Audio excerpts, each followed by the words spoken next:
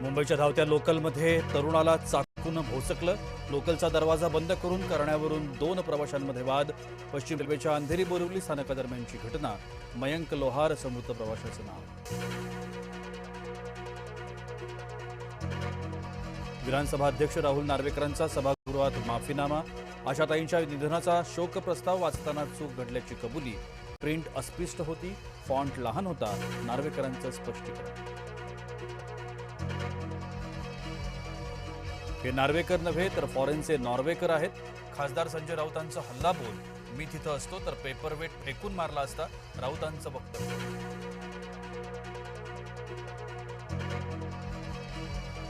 राहुल नार्वेकरांच्या भाषणावरून राजकारण करू नये, मंत्री उदय सामंतांकडून नार्वेकरांची पाठराखण।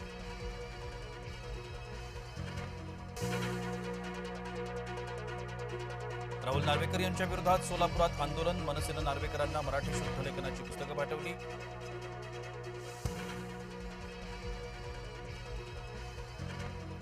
मुंबईसह उपनगरात जोरदार पाऊस, अनेक सखल भागात पाणी साचलं। पाण्यातून वाट काढताना मुंबईकरांची कसरत।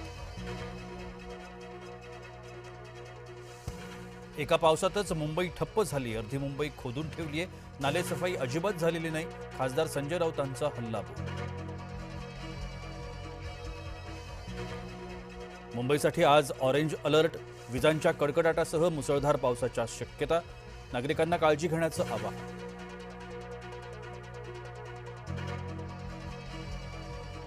पेणच्या गणेश मूर्ती कारखान्याला पावसाचा फटका, कारखान्यात पाणी शिरल्यानं गणेश मूर्ती भिजल्या, नैसर्गिक नाल्याचा प्रवाह अडवल्यामुळे पाणी कारखान्यात।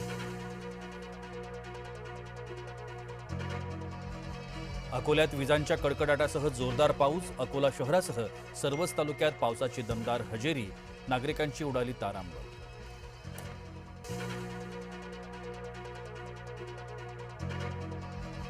धुळे जिल्ह्यात वादळी वाऱ्याचा कहर, साक्रीतील खुडाणेत वीज कोसळून 40 मेंढ्यांचा मृत्यू।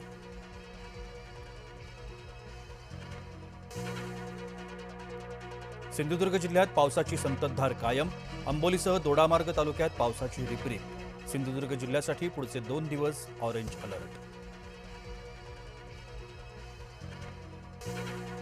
काटोलच्या नगराध्यक्षा अर्चना देशमुखांचं जात प्रमाणपत्र रद्द, ओबीसी प्रवर्गातून निवडणूक लढवून विजय मिळवला होता। देशमुख यांच्या नगराध्यक्षपदावर गंडांतर येण्याची शक्यता।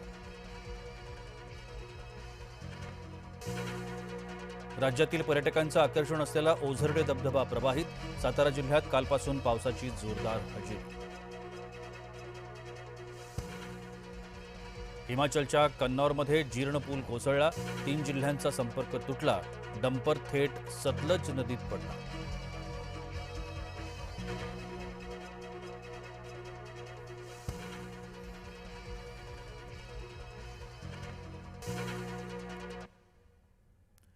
नमस्कार सर्व